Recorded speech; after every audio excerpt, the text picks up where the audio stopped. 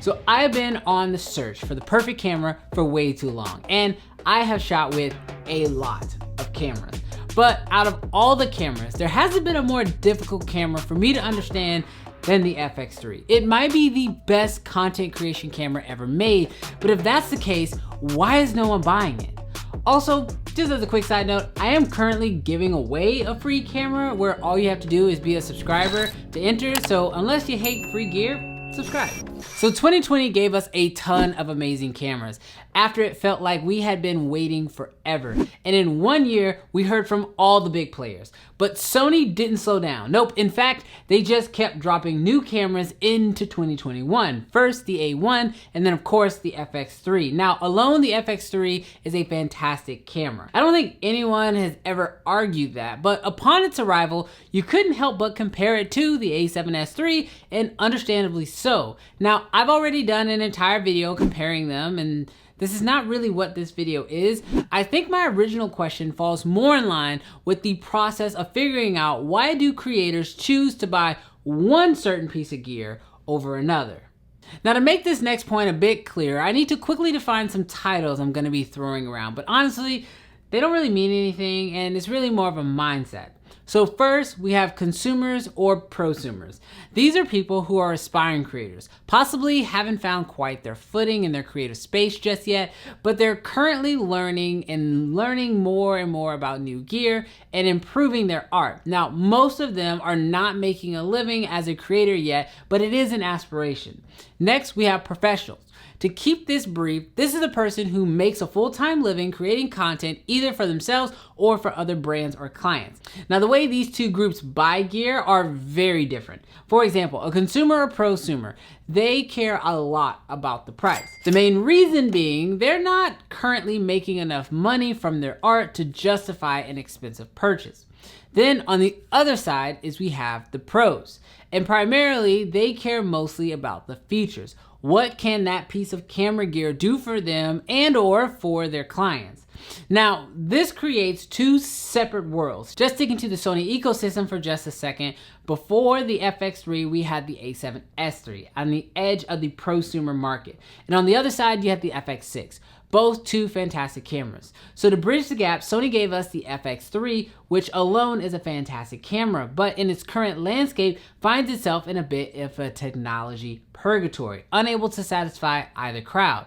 It's pricier than the high-end prosumer camera, the A7S III, but doesn't offer enough in the features category as it shares so much in common with the A7S III. Simple cinema features such as shutter angle will not be found in this camera, and when you take this information and you add in the fact that it has to compete with every other camera, it gets even harder to see where this camera fits in.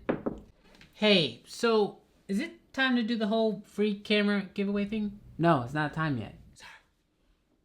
Now, this is technically my second time reviewing this camera, and I have to say, what drew me back to it was the fact that this camera can kind of do it all. I took this camera out and shot an entire wedding, and it was an amazing experience. In fact, I could do an entire video on that topic alone. If you want to see that, let me know down in the comments. But personally, I believe that if a camera can handle a wedding, it can handle anything. But that's not the only test I did. I know a lot of prosumers shoot very run and gun stuff and don't always have the time to do the best lighting setup. So I decided to take out my new motorcycle and get some shots with it. This would allow me to test out not only the camera, but PolarPro's new fake anamorphic flare filters, as well as their new mist filters. Looking back at the images, you can't help but be impressed, which leads me to what I think is the #1 downfall of this camera and pretty much every other camera out there. See, one look at my channel and it's clear. People love to compare one camera to another, and rightfully so. Buying a camera is a big deal. Just excusing the financial piece of it for just a second, you're doing a lot when you buy a camera. For one, you're buying into an ecosystem of potential lenses and a lens mount options. You also are locking yourself into a certain shooting scenario. Have you ever tried to balance an FX6 on a Ronin gimbal? It's not an easy task. But I think the hardest part of picking a camera is knowing that that means that you're really saying no to every other camera out there.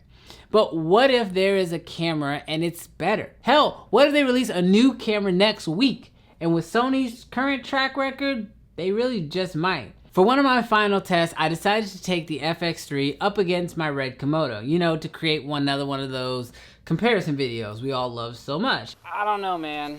So if the Fx3 footage is just as good as the red footage, what are you gonna do? Don't ask me difficult questions. In the middle of it, it hit me.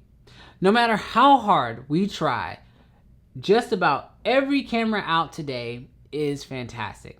And as long as we are overanalyzing the cameras, we will be held back from actually creating. Sure, it's good to know what you're gonna get out of a camera, because I'm definitely not one of those creators who will sit here and say that gear doesn't matter, because it does. And if you wanna know my full thoughts, check out my filmmaking lives video for full details. But it's more about finding the gear that it's going to do the job, and then time to get to work.